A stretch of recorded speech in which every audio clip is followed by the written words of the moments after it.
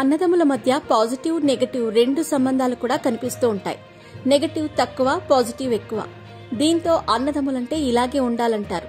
ఇద్దరు కూడా ఒకరికి ఒకరు సహాయం చేసుకోవటంలో ముందుంటారు.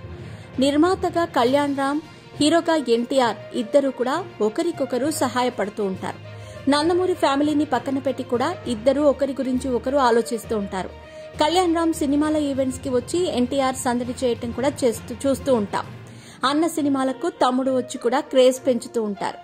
అమెగోస్, బింబిసారా ఇలా ప్రతి సినిమాకు ఎన్టీఆర్ అన్న కోసం ప్రమోషన్స్ చేస్తున్నారు.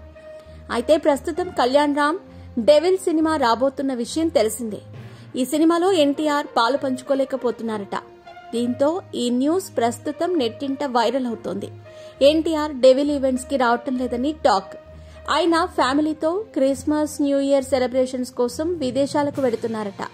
అందువల్ల కళ్యాణ్ రామ్ సినిమా ఈవెంట్స్ లో పాల్గొనలేకపోతున్నారు జూనియర్ ఎన్టీఆర్.